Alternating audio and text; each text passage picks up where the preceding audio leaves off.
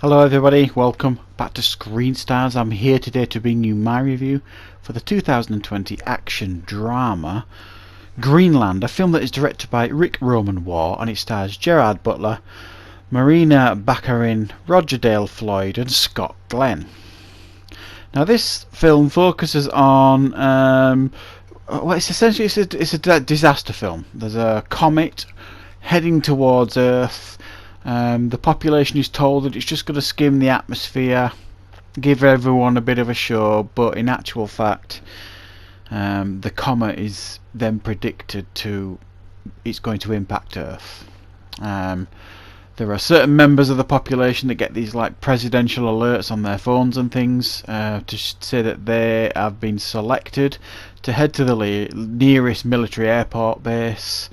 And they will be transported to secure bunkers in order to repopulate the world, that kind of stuff. Gerard Butler is one of these people that is chosen because he's an architect. He builds skyscrapers, things like that. So him and his family, his wife and son, have to try and survive this impending doomsday event. What are my thoughts on this film, Greenland? Well, I'll be honest, I wasn't that fussed about this film initially. Before it came out, before it was released, I knew it was coming out. Gerard Butler's got a history of making like these big budget type disaster films. Was it Geoscope? I can't remember. The one he made a couple of years ago, which was fun but cheesy as hell. And these days they tend to be very tongue-in-cheek, very cheesy, really over the top, unrealistic. And to be fair, disaster films are kind of yesterday's news almost. I still like some of the old ones, you know, your Poseidon Adventures. I even like Independence Day and things like that for a bit of a guilty pleasure watch. But I'm not really interested in this genre anymore. However, after watching this film, I have to say, it quite surprised me, this film. It was far better than I expected it to be. And it has a far more grounded approach to the subject matter, this film. I really feel that. It wasn't cheesy, it wasn't over the top, it wasn't tongue-in-cheek. It felt, if this event was to happen, this film for the most part felt like how the events potentially would unfold.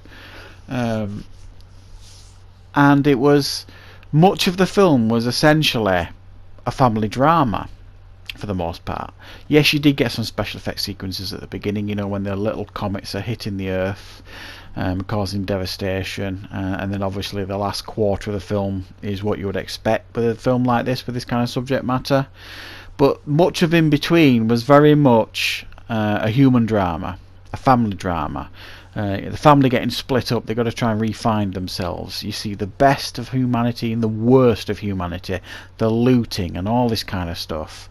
It approaches all these subject matters, some of them fairly light touch, I would say. I mean, this isn't, you know, it's not really gritty and down and dirty or anything like that. It's quite an uplifting film for the most part, even if the subject matter isn't.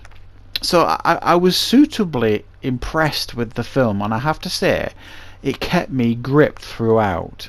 Very, very tense at times, and that's not because of like I said, these comets coming, small comets coming, hitting the Earth and causing devastation, even though there are some tension-filled scenes with that in there.